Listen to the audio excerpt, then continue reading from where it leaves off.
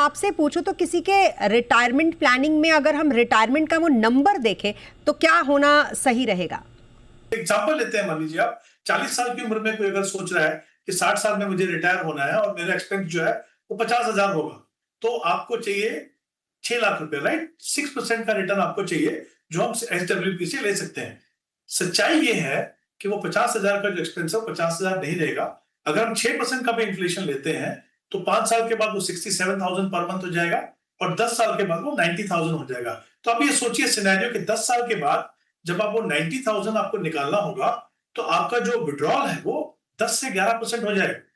1 करोड़ पे अगर आप 11% निकालेंगे तो जाहिर सी बात है आप अननेसेसरी रिस्क ले रहे हो और आपका पैसा ग्रो नहीं होगा, तो आप वो सिचुएशन में आएंगे जैसा मैंने पहले कहा था कि आपके रहते रहते वो पैसा खत्म होगा। तो फिर आपको क्या करना है, जब आप वो इन्फ्लेशन लेते हैं तो आपको मिनिमम 2 करोड़ का कॉर्पस बनाना है, ताकि जो आपका जो विड्रॉल है वो 5 से 6% के लिए रह जाए। अब वो 2 करोड़ के लिए 20 साल में अगर मैं 12% का रिटर्न मान के चलूं तो मुझे 22,000 रुपए इन्वेस्ट करने हर महीने। यही अगर मैं स्टेप अप करूं, ये एक इंपॉर्टेंट एस्पेक्ट है रिटायरमेंट में, अगर मैं वो स्टेप अप करूं 10% से तो मेरा कॉर्पस बनेगा 4 करोड़।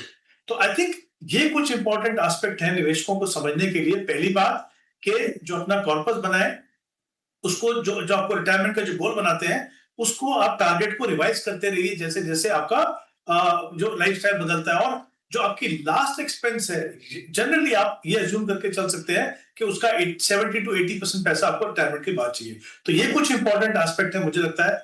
जब आप टारगेट सेट करना चाहें कैसे उसको अचीव करेंगे, इन्फ्लेशन को दोनों स्टेजेस में आपको कैसे कंसीडर करना है, तो ये कुछ इंपॉर्टेंट एस्पेक्ट है जो मुझे लगता है हर जो इन्वेस्टर है जो रिटायरमेंट प्लानिंग के बारे में सोच रहा है या कर रहा है, उन चीजों को हमेशा कंसिडर करने की जरूरत है।